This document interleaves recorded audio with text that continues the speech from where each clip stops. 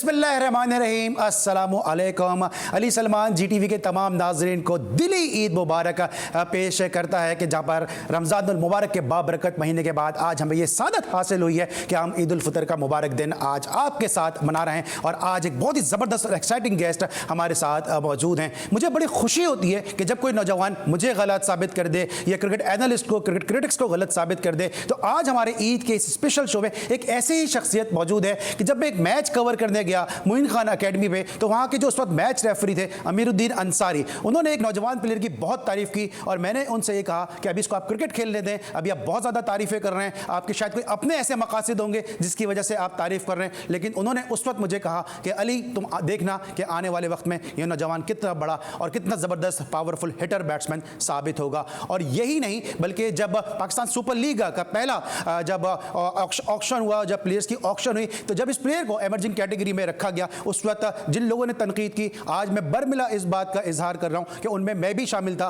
लेकिन मुझे बड़ी खुशी है कि इस प्लेयर ने, इस नौजवान ने तमाम तर तनकीदों का जो है वो मजबूत तरीके से जवाब दिया और अपने आप को प्रूफ साबित किया और अपने आप को प्रूफ किया उसने कि उसमें कितना पोटेंशियल मौजूद है। कौन है वो प्लेयर, आइए जानते हैं।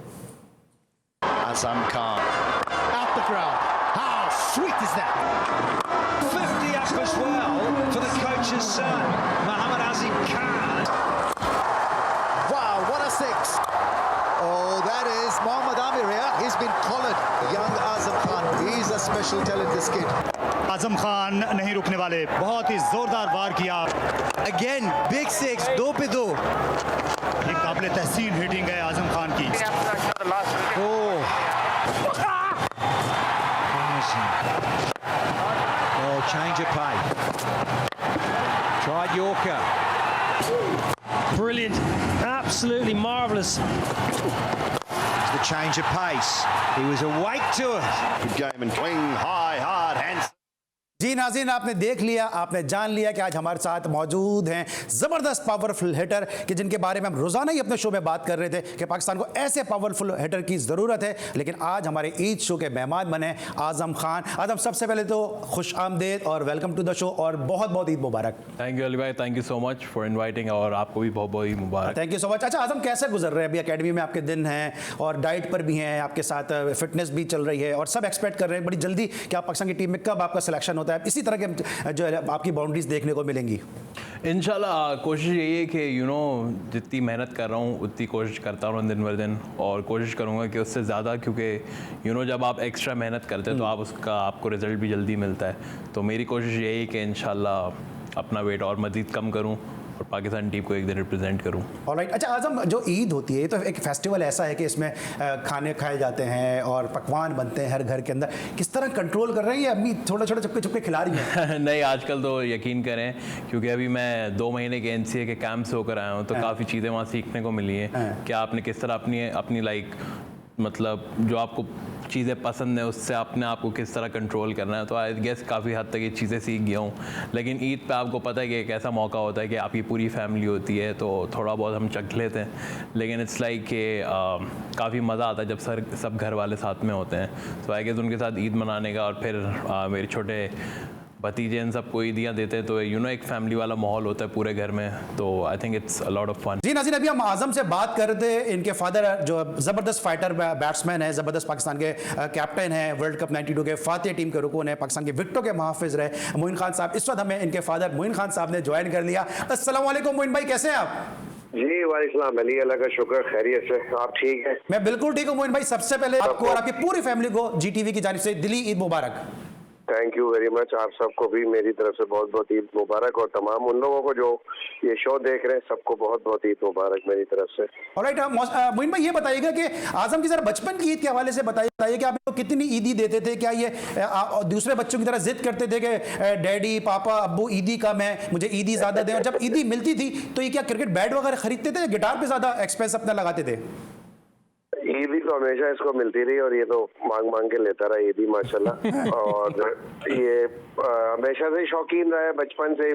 लाइक 2.25 साल का था जब से टीवी पे पूरे मैच देखता था, सारी टीमों के इसको नाम पता था। 2.5 साल की उम्र में तो इसको तमाम प्लेयर्स के नाम पता था कौन किस टीम से खेलता है तो बचपन से इसके जहन में क्रिकेट सवार थी और क्रिकेट में ही ये आगे बढ़ना चाहता था और ईदी के पैसों का भी कोशिश यही करता था, कोई ना कोई गेमिंग की कोई चीज ले ली या बैट खरीद लिया या कुछ ना कुछ स्पोर्ट्स से रिलेटेड चीजें, इसको शौक था, वही चीजें लेता रहता था। यानी अभी मैं इनसे बात कर रहा था मोइन भाई कि मैंने कहा कि जितने भी प्लेयर्स हैं उनमें जो भाभी जो मिसेस मोइन खान है उनकी जो खानों की धूम है वो बहुत ज़्यादा है और ख़ास तौर से लोग आपके घर में पाए खाने, तो मुझे अच्छी तरह पता है कि बहुत सारे प्लेयर्स आपके पुराने दोस्त आते हैं पाए खाने, तो मैं इनसे ये बात करता है कि जाहिर सी बात इनके वेट को लेकर सब बात करते हैं, तो कभी भाभी की और मोइन भाई की इस बात पर कोई हल्की फुल्की हुई है, नॉकिंग हुई है इस बात पर कि भाई तुम्हारी वजह से इसका वेट इतना बढ़ गया, पूरा पाकिस्तान इसको क्रिटिसाइज कर रहा है? नहीं, ये तो बड़ा शैतान रहा है हमेशा से, तो हमें जब हम सो जाते हैं तब ये फ्रिज पे अटैक करता है और हमारे सामने तो खाना ही नहीं खाता ये। अब तो माशाल्लाह अब ये प्रोफेशनल लाइफ में जब तक आया है माशाल्लाह अब केयर करना शुरू किया। अभी भी आपको पता है रिसेंटली ये एनजीए से होके आया है, इसको काफी ट्रेनिंग हुई है, वेट भी आपको नजर आ रहा होगा कम हुआ इसका काफी माशाल्लाह। तो मैं भी इसको ये कह रहा हूँ कि अब तुम प्रोफेशनल लाइफ में आ गए तो अपने आप को इस चीज में कंटिन्यू करना है ताकि तुम्हें आने वाला जो वक्त है, जो हर्डल है वो हर्डल ना रहे लगे तुम्हें कभी। तो मैंने कभी भी इसको रोका नहीं अली, खाने पीने के लिए खाए पिए ये, बट इसको पता होना चाहिए जो इसका अल्टीमेट गोल है उसके लिए रिक्वायरमेंट्स क्या क्या है, तो अब ही इज बिग इनफ और मैं समझता हूँ एज अ प्रोफेशनल थोड़ी सी मेच्योरिटी भी आ गई है and he is looking after himself.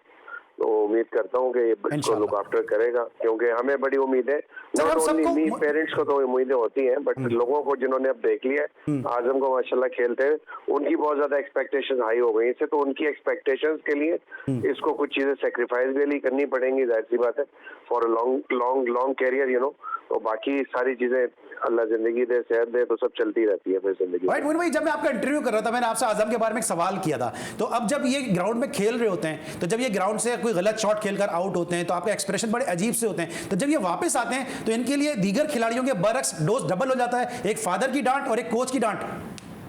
भाई इनसे आप ये सवाल करें कि जब ये खुद मैच देख रहे थे और कोई उल्टा सीधा शॉट मार के आउट होता है तो ये क्या करते हैं, इनकी क्या कैफियत होती, वही मेरी कैफियत होती।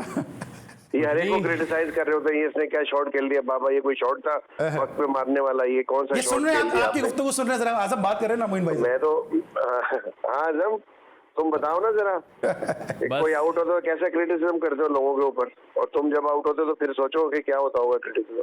वो तो है, बस अब क्या कहें, हम भी फैन की तरह देखते हैं ना क्रिकेट जब देखते हैं। आपको पता है मोइन भाई ने जब मुझे इंटरव्यू दिया, मैं आपको हकीकत बताऊं, मोइन भाई को जब पहला क्रिकेट बैट नाजरीन जब इनाम में मिला तो उस मैच को मैं देख रहा था ग्राउंड में, क्योंकि अंडर 19 इंटरजोनल अंडर 19 में पहला बड़ा मेजर प्राइज था जो मोइन भाई को मिला। और अभी मैं मोइन भाई का इंटरव्यू किया कुछ अर्से पहले, तो मोइन भाई ने कहा इतनी दुआएं मैंने अपने लिए नहीं की जितनी मैं आजम के लिए करता हूं। तो आजम आपके लिए एज ए फादर दुआएं कर रहे हैं, एज ए कोच वो आपको सिखा रहे हैं, तो क्या कहेंगे, कुछ थैंक्स कहना चाहेंगे आज ईद के इस मौके पर? बस यही है कि ऐसे सिखाते रहें और कि जाहिर सी बात है कि अब्बू ने वो चीज़ें हमें दी जो अभी हम डिज़र्व नहीं करते, क्योंकि हम जाहिर सी बात है क्योंकि एक इंसान ने इतनी मेहनत करके अगर आपको वो चीज़ें ला के दी हैं, सो आई गेस के उसके लिए आपको थैंकफुल होना पड़ेगा। और अपने से छोटों को देखें कि यहाँ दुनिया में बहुत लोग हैं जिनके पास कुछ भी नहीं है, तो बी थैंकफुल और खुश रहें।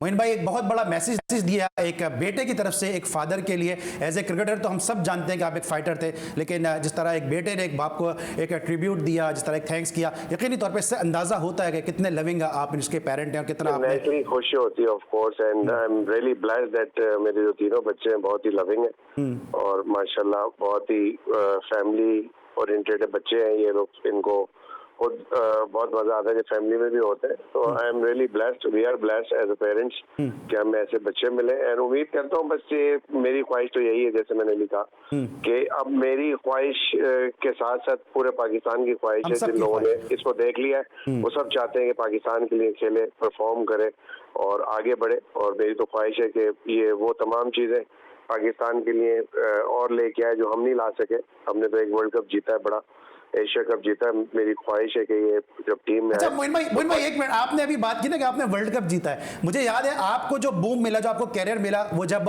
रामदास की क़यादत में भारतीय अंडर 19 आई थी, बासित अली उसके कप्तान थे, वहां से आपको एक कैरियर में सबको पता चला मोइन खान को विकेट कीपर बैट्समैन है, फिर आप इंडिया कप्तान बन के गए अंडर 19 के, अब इंडिया में T20 वर्ल्ड कप हो रहा है, आज हम जिम्मेदारी बनती है भाई आज इंडिया में जाके परफॉर्म करना है और नाम आना चाहिए टीम में। इंशाल्लाह कोशिश पूरी करूंगा कि बस नाम आए और खेलूं पाकिस्तान की तरफ से। क्योंकि मोइन भाई ने सारा नाम इंडिया के खिलाफ खेल के बनाया इब्तिदा में। जी कोशिश यही होगी कि इंशाल्लाह बस मेहनत जारी है, बाकी ऊपर वाले के हाथ में है, क्योंकि ऊपर वाले को सबका पता है, क्योंकि मुझे यकीन है कि वो किसी की मेहनत ज़ाया नहीं होने देता। अच्छा मोइन भाई, आखिरी 2 सवाल है, मुझे एहसास है मैं आपको बहुत टाइम दिया, आखिरी 2 सवाल हैं। जिस एज में भी आजम है, उस एज में अगर हम मोइन खान को देखते हैं तो आजम बेहतर विकेट कीपर बैट्समैन है या मोइन खान बेहतर विकेट कीपर बैट्समैन थे? यार अली, जो इसकी एज है, इसकी एज से 2 साल पहले मैं वर्ल्ड कप जीत चुका था, बस और मैं कुछ नहीं कहूंगा। टफ कंपटीशन दे दिया। मैं सिर्फ PSL जीता हूं अभी तक। Thank you so much Moin भाई, thank you so much Ali, thank you very much. Azam के साथ हमारी गुफ्तगू का सिलसिला जारी रहेगा, लेकिन हमने आजम से एक वादा लिया है कि जब जब हम ब्रेक पे जाएंगे आजम हमें अपना गिटार और ये टैलेंट जो है हमें ज़रूर सुनाएंगे। थोड़ा सा शर्मा रहे हैं, लेकिन ईद का मौका है, ज़रा फ़ायदा उठाएंगे अपने बड़े होने का भी और थोड़ा सा आजम के इस टैलेंट का भी। आजम ज़रा सुनाए।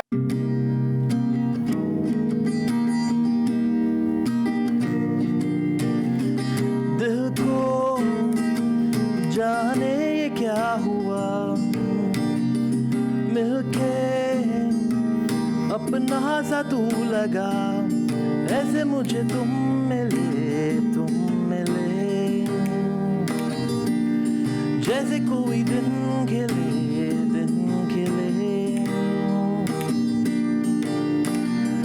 जिस राह भी जाऊं तुझको ही चाहूं, हम राह अब से मेरा तू, हम राह मैं भी तेरा हूं।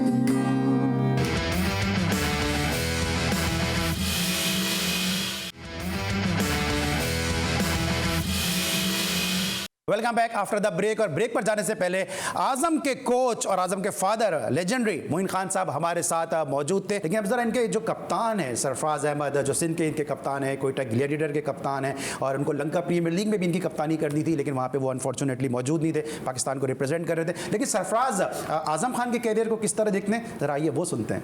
जी, आजम बतौर क्रिकेटर जो हैं, मैं समझता हूँ कि उनका कैरियर जो है वो बिल्कुल मेरे सामने ही शुरू हुआ है, और जिस तरीके से उन्होंने इम्प्रूवमेंट दिखाई है, आई थिंक वो बहुत ज़बरदस्त है, और जिस तरीके से वो उनकी डे बाय डे क्रिकेट में इम्प्रूवमेंट आ रही है वो आप सबके सामने है, और मुझे उम्मीद है कि इसी तरीके से वो अपने आप को इम्प्रूव करते रहेंगे और आगे बहुत अच्छा परफॉर्म करते रहेंगे। सरफराज की एक बहुत बड़ी बात भी है जो उनके साथी क्रिकेटर कहते हैं, मैं जरा आजम से भी पूछूंगा, कभी अपनी गलती नहीं मानते सरफराज, आपके साथ ऐसा करते तो हैं लेकिन मज़ा आता है कि सैफी भाई को जब अच्छा कभी ऐसा हुआ कि सरफराज ने कोशिश की हो कि थोड़ा सा कि यार चलो आपको वेट को देखते हुए सब क्रिटिसाइज करते थे कि पीछे मोइन भाई बैठेंगे, छुपाने की कोशिश की फील्ड में, या आपको ज़्यादा रगड़ा लगाते थे वो?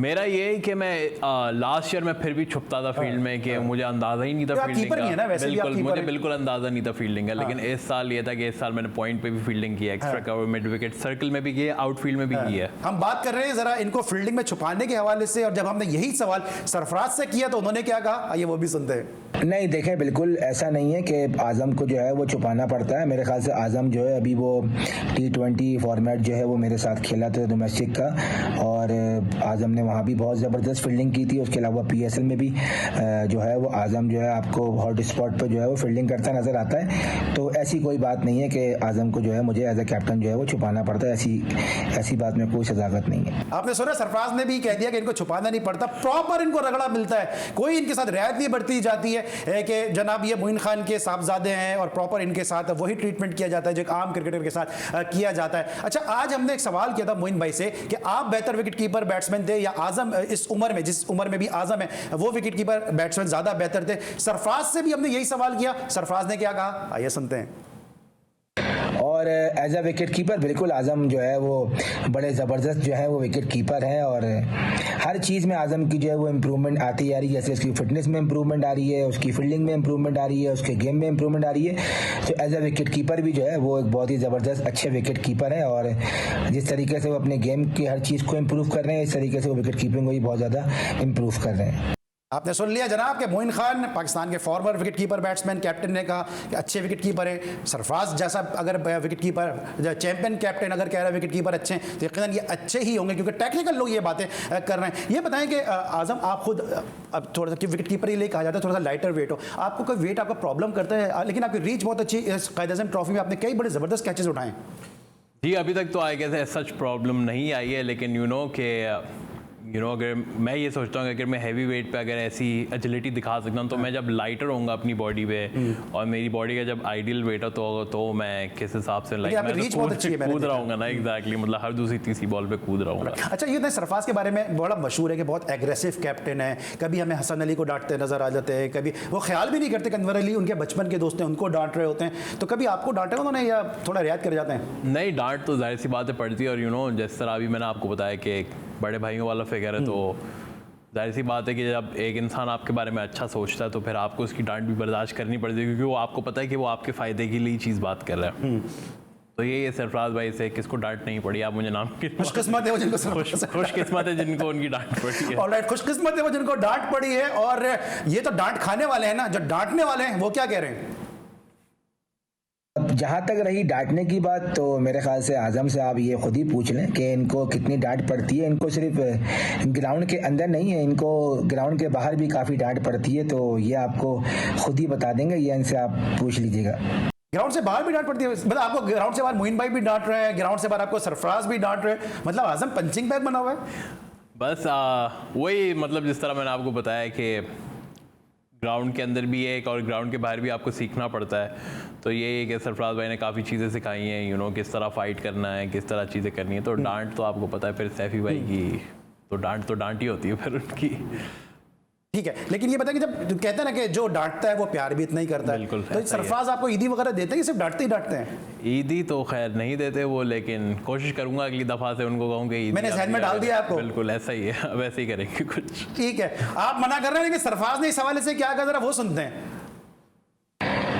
और जहाँ तक रही ईदी की बात, तो ये तो आप आजम से खुद ही पूछ लें। आजम तो जब मेरे साथ होता है, आजम की तो सिर्फ ईदी ही चल रही होती है, तो आजम की पूरा साल ही ईदी है मेरी तरफ से। तो आजम की पूरे साल ईद होती है? आजम ये क्या मतलब, आप ईदी लेके भूल जाते हैं क्या? नहीं, बस सरफराज भाई का ये, सरफराज भाई मतलब यही है कि सरफराज भाई और मैं जब साथ होते तो हम खाना वाना मंगा लेते हैं, ये वो सब। तो सैफी भाई और मैं साथ ही होते तो वो हमारी एक तरीके से ईद ही होती है कि हम खाने वाने खा रहे हैं साथ बैठे हुए, फिर हम लोग मैच वगैरह खेलते हैं। तो उसके बाद क्योंकि मैच के बाद एक बात बताइए, अच्छा आपने कभी खाने खा रहे थे तो अभी बीच में हम देख रहे थे कि सरफराज का वेट बढ़ा, सरफराज का वेट आपकी वजह से बढ़ा या आपका वेट सरफराज की वजह से कम हुआ?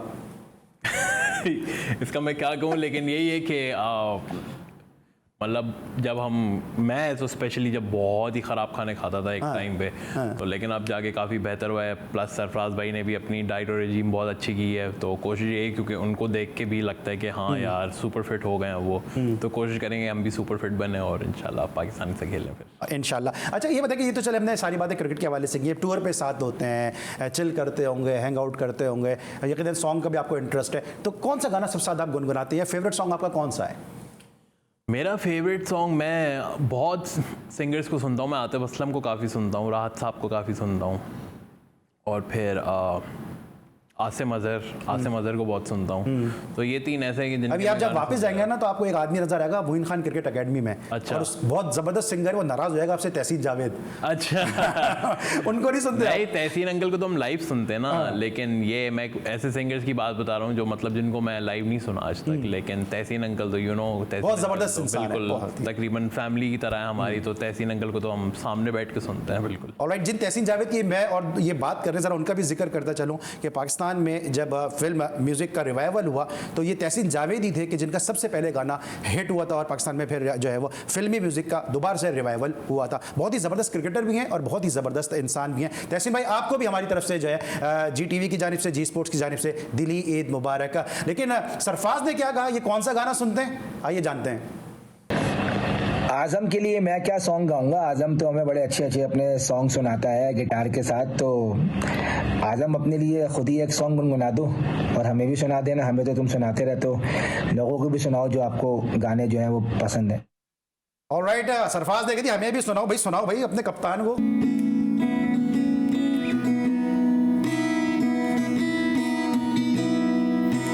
धूप में खड़ा जल रहा हूँ मैं, साया दो मुझे, ये मेरा जुनून, ये मेरी जलन है, मेरी सजा।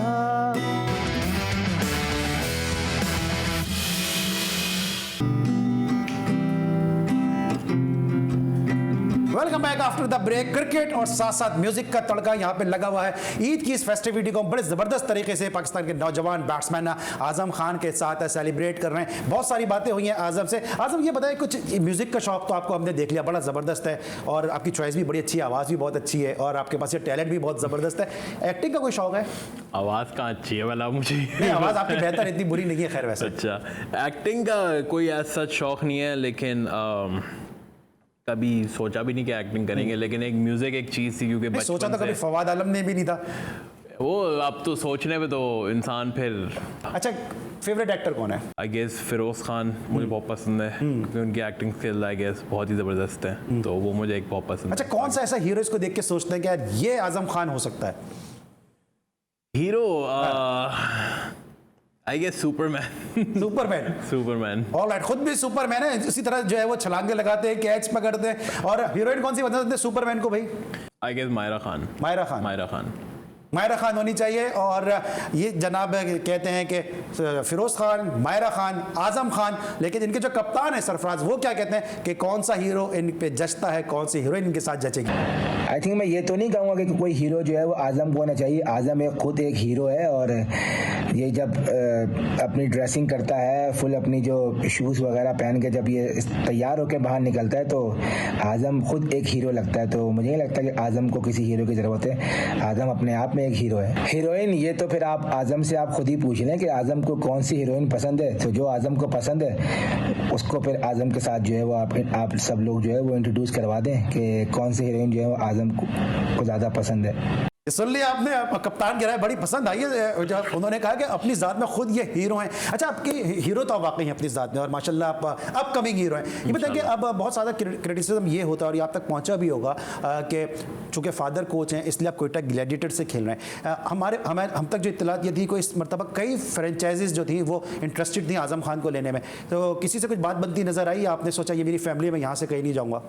नहीं, it's not about family. You know, जब एक प्रोफेशनलिज्म इंसान में आ जाता है तो फिर आपको लॉयल्टी भी देखनी होती है, यू नो, क्योंकि जब मैं कुछ नहीं था तो मुझे कोयटा ग्लैडिएटर्स वालों ने खिलाया, लेकिन जब मुझे थोड़ा सा उन्होंने सपोर्ट किया, जब उन्होंने देखी मेरी परफॉर्मेंसेस, तो 6 की 6 टीमें मुझे लेने में फिर लगी हुई थी। तो फिर यू नो कि यहाँ फिर मैं लॉयल्टी चेक करता हूँ कि जाहिर सी बात है इंसान की जहाँ लॉयल्टी हो, और नदीम अंकल स्पेशली वो मेरे लिए फादर फिगर हैं, हमेशा से रहे हैं, क्योंकि हमारी फैमिलीज़ काफ़ी इंटरेक्ट करती हैं एक दूसरे के साथ। तो फिर नदीम अंकल ने वो मुझे गोल्डन अपॉर्चुनिटी दी, फिर अवेल करना मेरे हाथ में था, फिर उसको मैंने अवेल किया और इंशाल्लाह बाकी आप लोग सबके सामने। ऑलराइट, यही सवाल मैंने जब मोइन भाई से किया था कि उनको कोचिंग में किसी और ने ऑफर की तो उन्होंने भी लॉयल्टी की बात की थी। The same answer was given by his father Moin Khan, और यही आंसर दिया है लॉयल्टी के हवाले से। लेकिन इन्होंने नदीम उमर की बात की, तो जब नदीम भाई ने आपको क्रिस गेल से मिलाया, हम सब तो हिल गए थे, आपका अपना क्या हाल था? मैं खुद हिल गया। मैंने कहा जाहिर सी बात है, एक इतना बड़ा लेजेंड, दुनिया में हज़ारों पता नहीं कितने छक्के लगाए उस इंसान ने, और प्लस उसके साथ जब आप मतलब इतनी एक आयरनी बात थी कि आपको 2 साल पहले नदीम अंकल ने क्रिस गेल बोला, फिर आप उसके साथ बैटिंग कर रहे हैं। एक्सपीरियंस कैसा रहा क्रिस गेल के साथ? बहुत ज़बरदस्त, इतने मतलब चिल माइंडेड लोग हैं वो लोग, स्पेशली वेस्ट इंडीज़ क्रिकेट के जितने भी प्लेयर्स हमारे पास आते हैं, आई गेस मतलब बहुत ही चिल, बहुत ही रिलैक्स्ड, बोलते जस्ट फोकस ऑन क्रिकेट। आजम के बारे में एक और मैं राज बता दूं कि आजम चूंकि मोइन भाई के बेटे हैं और मोइन भाई के लिए सब ये बात करते हैं कि बहुत ही इंटेलिजेंट क्रिकेटर थे।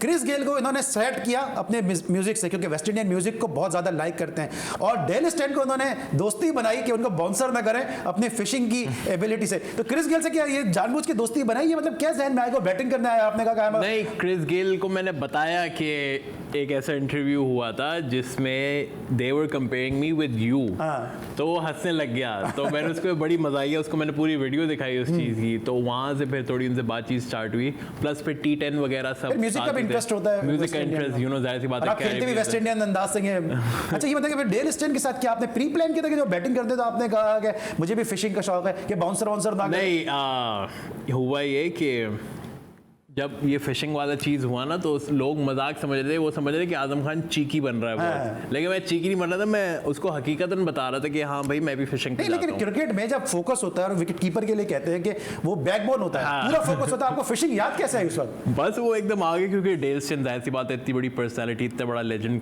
क्रिकेट का, जो 5 साल जिस बंदे ने टॉप किया हो ICC रैंकिंग्स में, तो वो अगर आपके सामने खड़ा हो तो आपके दिमाग में बहुत चीज़ें चल रही होती है। तो वो एक रैंडमली एक चीज़ मेरे दिमाग में आ गई कि बिकॉज उनकी इंस्टाग्राम प्रोफाइल वगैरह बड़ी मैं फॉलो करता हूँ, तो वहाँ फिशिंग बहुत करते हैं। तो मैं बचपन में बुक था फिशिंग पे ज़्यादा, फिर मुझे भी शौक हो गया। तो फिर मैं डेल स्टेन को मैंने बताया कि I am a fisherman too, तो वो काफ़ी शौक हो गया और उससे मुझे पीछे देख के बोल गया जेन्युइन, लाइक या I am a fisherman too. फिर मैच के पूरे एंड में जब मैच, और हालांकि वो बहुत ही मतलब टफ मैच था कि जो जीतेगा वो क्वालिफाई करेगा सेमीफाइनल के लिए, और ये मेरे मुंह से निकल गया। तो काफ़ी मज़ा आया, और उसके बाद डेल स्टेन से काफ़ी इंटरेक्शन भी फिशिंग के ऊपर है वो सब। तो क्वाइट फैसिनेटेड ही वाज के बोला मैं अगली दफ़ा पाकिस्तान आऊँगा तो मैं एक्सटेंड कराऊंगा और मैं फिशिंग पे जाऊँगा तुम्हारे साथ। ऑलराइट, अच्छा आज हम क्विकली दे देंगे, बहुत टाइम कम है। एक ऐसा कैच आपने लिया कि सब अपील कर रहे थे, बैट्समैन भी आउट होकर जाने के लिए तैयार था, अचानक वो कैच लंका प्रीमियर लीग में आपके हाथ से गिर गया, वो बड़ी फनी सिचुएशन हो गई। वो क्या हुआ था? वो ये था कि मैं कैच पकड़े बगैर ना मैं बॉल उछालने के ऊपर कर रहा था। अच्छा। तो हाथ से लग के नीचे गिर गया। पड़ी फिर मोइन भाई से? डांट शुक्र नहीं पड़ी, वो अगली बॉल पे भी बैट्समैन आउट हो गया। तो ठीक है। अच्छा, डेल स्टेन से तो साउथ अफ्रीकन बॉलर से तो आपकी दोस्ती हो गई, लेकिन कुछ एक ऐसे फास्ट बॉलर भी हैं कि जिन्होंने ये कहा कि अगर आप मोइन भाई के बेटे नहीं होते तो वो आपको ग्राउंड में भी नहीं आने देता, और फिर वही साहब जो हैं वो आपके ग्राउंड में हमें प्रैक्टिस करते भी नजर आते हैं, फिर वो मोइन भाई के साथ वेटरन्स खेलते हुए भी नजर आते हैं। तो इस किस्म की जब चीज़ें आप तक पहुँचती हैं तो कैसा फील करते हैं आप? ये किसने बोला है? आप फील कैसा करते हैं आप? फील मैं क्या फील करूँगा? लाइक जाहिर सी बात है, अगर मैं नेगेटिविटी में चला जाऊँगा तो फिर मैं नेगेटिव हो जाऊँगा, राइट? तो मैं एक ऐसा इंसान हूँ कि मैं बिगर पिक्चर देखता हूँ। मुझे पता है कि मुझे ज़िंदगी में क्या करना है। लोग मेरे पीछे कुछ भी कहते रहे, मुझे उसका लिटरली कोई फ़र्क नहीं पड़ता। मैं आपके सामने बैठा हूँ और मैं ऑन रिकॉर्ड ये बात कर रहा हूँ। मैं बहुत चीज़ें मतलब पास्ट में मैंने की थी कि मैं हाँ जो मुझे तनकीद करते थे वो मैं लिख के रख देता था, लेकिन उस चीज़ का कोई फ़ायदा नहीं हो। बस यही है कि वो आप मेंटल स्ट्रेस में आप आ जाएंगे, ये वो सब, और ये होता है। लेकिन जब आप एक फ्री माइंडेड पर्सन होंगे और आप उस चीज़ को पीछे छोड़ देंगे और आप बिगर पिक्चर देखेंगे तो ये चीज़ आपके लिए मैटर नहीं करती ज़िंदगी में। फिर ये बताइए आजम, आप किस तरह इसको चीज़ को लेते हैं? क्योंकि हमने देखा है कि गवास्कर का बेटा रोहन गवास्कर, उसको इतनी क्रिकेट खेलने को नहीं मिली। हनीफ मोहम्मद साहब के बेटे शोएब मोहम्मद को इतना ज़्यादा जितना उनमें पोटेंशियल था नहीं खेलने दिया गया। तो ये सब चीज़ें देखते हुए आप कितना अपने पे प्रेशर फील करते हैं? और जब आपने क्रिकेट का आगाज़ किया था ये सारी चीज़ आपके जहन में थी कि लोग आपको मोइन भाई या नदीम भाई के साथ कंपेयर करेंगे? देखिए, एज सच मुझे पहले एक चीज़ फील नहीं हुई थी कि मुझ पे तक प्रेशर होगा, लेकिन जैसे मैं प्रोफेशनल फील्ड में आया तो मैं उसके कॉन्सिक्वेंसेस दिखने लग गए कि कितनी मुश्किल होती है, क्या होता है। क्योंकि मुझे याद है अल्हम्दुलिल्लाह I can say this proudly, आज तक मेरे अब्बू ने मेरी पर्ची या कहते सिफारिश जिसको हम कहते हैं नहीं लगाई कहीं भी। मुझे याद है मैं 2 दफ़ा अंडर 16 के ट्रायल्स में गया, नहीं सिलेक्ट हुआ, आखिरी साल सिलेक्ट हुआ था। तो वो 2 साल मेरे ऐसे थे कि मुझे पता है, हाँ लिटरली मैं रोता था कि यार मेरी मुझे पता है आप रोए थे वहाँ पे। एग्जैक्टली, मतलब मेरी सिलेक्शन नहीं हुई है वो सब। तो यही होता है कि मुश्किल होती हैं चीज़ें आपके लिए, लेकिन आपको पता है कि अगर आप उस पर मेहनत करेंगे और उसकी मतलब आजमाइश रखेंगे कि आपको ये चीज़ पानी है या आपको यहाँ तक इस लेवल तक जाना, तो उसके लिए मेहनत तो ज़रूर है। राइट, मेहनत की आपने बात की। साथ मेरे साथ मौजूद हैं क्वेटा ग्लैडिएटर के बॉलिंग कंसल्टेंट और पाकिस्तान के ज़बरदस्त स्टार फास्ट बॉलर। ICC ने इनको जो है वो इनकी जो T20 की परफॉर्मेंस है उसको भी रिकग्नाइज़ किया। और हमारे साथ मौजूद हैं गुलडोज़र उमर गुल। अस्सलाम वालेकुम उमर गुल, कैसे हैं आप? वालेकुम अस्सलाम, कैसे अली भाई, आप ठीक हो? मैं बिल्कुल ठीक हूँ। हमारे साथ आपके होनहार शागिर्द मौजूद हैं आजम खान साहब, और हमारी तरफ से आजम की तरफ से आपको दिली ईद मुबारक। खैर मुबारक, आजम को भी बहुत बहुत ईद मुबारक। और आई होप कि इसके रोजे अच्छे गुजरे होंगे और आई होप कि इसने खूब तैयारी की होगी ईद के लिए। अच्छा, क्या मैसेज देना चाहेंगे आजम को इस ईद के मौके पर? सबसे पहले तो ये कि आजम को बहुत बहुत ईद मुबारक। और जितने इसने अभी PSL में हार्ड वर्क किए और फिर हाई परफॉर्मेंस सेंटर में जिस तरह वो गया था वहाँ पे अपनी फिटनेस का ख्याल रखा, आई एम श्योर कि इस ईद पे थोड़ा सा हाथ हल्का रखेगा। और बाकी ये कि माशाल्लाह टैलेंटेड है, ऐसा प्लेयर है कि इसमें काफ़ी पोटेंशियल है और अभी स्टिल यंग, और इंशाल्लाह इसकी अपनी बारी के लिए वेट करे। जिस तरह इसने बार बार ये कह रहा है कि मैं मेहनत कर रहा हूँ और जो एक इसके एक गोल है, एक अचीवमेंट है, आई एम श्योर उसके लिए मेहनत करता होगा और हार्ड वर्क के बगैर कुछ भी नहीं है। ड्यूरिंग PSL भी मेरे इसके साथ बात होती नहीं कि यार आप ऐसे प्लेयर हो कि अगर आपको एक आध ओवर अच्छा भी हो जाए, आप इसमें रन भी नहीं बनाओ, तो आप इस कैपेबल हो कि आप नेक्स्ट ओवर में 15 से 20 रन आप ले सकते हो और इजीली जो पिछला ओवर है उसको आप कवर कर सकते हो। तो क्वेटा ग्लैडिएटर्स भी ड्यूरिंग हमारा जो फर्स्ट अभी जो सीजन हुआ, जो फर्स्ट पोर्शन हमारे PSL का हुआ है, तो काफ़ी एक्सपेक्टेशन थी इससे और मैचेस में इसने डिलीवर भी किया और आई होप जो हमारा जो रिमेनिंग पार्ट है उसी तरह ये परफॉर्म करे और उसी फॉर्म को कंटिन्यू रखें। थैंक यू गुली भाई। अच्छा ये बताइएगा उमर गुल, आपने मोइन भाई के साथ भी क्रिकेट खेली, आपने आजम को भी डगआउट में बड़े करीब से देखा, तो कितनी आप समझते हैं कि इनमें मोइन भाई की जो है वो टैलेंट आया, इन्होंने इनहेरिट किया है मोइन भाई का टैलेंट? वो एक फाइटर प्लेयर थे और हमेशा फाइट करके लास्ट बॉल तक वो हमेशा फाइट करते रहे और आई एम श्योर के आजम ने मोइन भाई से काफ़ी कुछ सीखा होगा और मेरे ख्याल से इनके लिए सबसे बेस्ट जो एक आप कह सकते हैं कि इंस्पिरेशन मोइन भाई है। जितने वो फाइटर थे आप सब ने देखा भी होगा स्क्रीन पे भी, बल्कि मैं तो उनके साथ खेला हूँ, काफ़ी मैं उनकी जो फाइटिंग स्पिरिट है उससे काफ़ी मैं इंस्पायर्ड था। ऑलराइट, आखिरी सवाल है उमर गुल आपसे, आप इनके साथ डगआउट में मौजूद होते हैं, कभी इस बात पे सोच आती है कि यार शुक्र है मैं डगआउट में हूं, मैं ग्राउंड में मौजूद नहीं, तो बहुत बड़े बड़े छक्के मारता है भाई? ऑनेस्टली ग्राउंड को तो वो तो चीज़ हम मिस कर रहे हैं, लेकिन ऑब्वियसली तो मेरे जो क्रिकेट करियर का, बल्कि क्रिकेट जो प्रोफेशनलिज्म जो प्रोफेशनल है मेरा, उसका जो सेकंड पार्ट है एज अ बॉलिंग कंसल्टेंट, तो मैं काफ़ी इंजॉय कर रहा हूँ क्वेटा ग्लैडिएटर के साथ और काफ़ी खुश होता हूँ कि जब हमारे इस तरह के यंगस्टर जो होते हैं जो अच्छे परफॉर्म कर रहे हैं, उसमें पोटेंशियल होता है और वो आके इस तरह के प्लेटफॉर्म पे वो आके अपने टीम के लिए परफॉर्म कर रहा है, अपने आप के लिए परफॉर्म कर रहा है, तो मेरे ख्याल से न सिर्फ इस प्लेयर के लिए अच्छा है बल्कि पाकिस्तान क्रिकेट के लिए बड़ा ज़बरदस्त ये एक बात है कि हमारे जो अपकमिंग जो यंगस्टर है उनमें इतनी पोटेंशियल है कि वो आगे जाके पाकिस्तान को जो है वाइट बॉल में रिप्रेजेंट कर सकते हैं। Thank you so much Umar Gul, आपने आज ईद के इस पुरमसरत दिन के मौके पर आपकी अपनी मसरूफियात हैं, फैमिली आपकी गैदरिंग है, उसके बावजूद आपने हमारे लिए निकाला, thank you so much for being with us. ये बताइए कि अभी उमर गुल हमारे साथ मौजूद थे, उनसे मैंने एक सवाल किया कि आप सोचते ये बात कि शुक्र है मैं डगआउट में हूँ, और खैर मैंने लेटर मोड पे सवाल किया कि मैं डगआउट में हूँ, ग्राउंड में नहीं हूँ, बड़े बड़े हिट्स मारते हैं, लेकिन आपको कौन सा बॉलर आसान लगता है, कौन सा बॉलर थोड़ा मुश्किल लगता है? देखिए अभी तक तो अल से कि क्रिकेट काफ़ी अच्छी गई है और जो अभी तक मुझे सबसे मुश्किल बॉलर लगा है मेरे अभी ये शॉर्ट करियर में अल से, वो है Shaheen Shah Afridi, because I think वो अभी अपनी पीक पे है और माशाल्लाह जिस तरह वो पाकिस्तान के लिए परफॉर्म कर रहा है, I think hats off to him माशाल्लाह से। यू नो कि जब आपको पता हो कि आपके बैच का एक लड़का पाकिस्तान के लिए खेल रहा है तो आपके अंदर भी एक मोटिवेशन आती है कि तो ये आती है अंदर से, सीवी तो मोइन खान दा फर्जंद है। नहीं वो बात नहीं है, लेकिन बस यही है कि आप जब किसी को देखते हैं ना कि आपके साथ का लड़का इतनी मेहनत करके आप पाकिस्तान को खेल रहा है, तो पाकिस्तान की तरफ से खेल रहा है, तो वो मोटिवेशन जागती है, वो एक हिम्मत जागती है कि हाँ यार अगर ये रिप्रेजेंट कर सकते तो ये तो हमारे साथ के, तो हम क्यों नहीं कर सकते। इंशाल्लाह आप भी करेंगे, लेकिन ये आमिर के साथ क्या है आपको कि इतने बड़े बड़े छक्के मैंने भी देखा आपको, तो अपने नाज़रीन को भी दिखाया। बस अली भाई मेरा यही है कि हमेशा से मतलब मैं अपने इंटरव्यूज़ में काफ़ी कह चुका हूँ कि मतलब मैं बॉलर को नहीं बॉल देख के खेलता हूँ, जो कि एक टैक्टिक होनी चाहिए आपके क्रिकेट में, क्योंकि इन दी एंड तो बॉल ही आ रही है ना आपके पास, बॉलर तो नहीं आएगा आपके पास। तो यही है डिफरेंट, लेकिन वेरिएशंस होती हैं जिसमें कुछ बॉलर स्मार्ट होते हैं जिसमें आपको वो डिसीव कर देते हैं। So in the end it's like के you just have to watch the ball and play.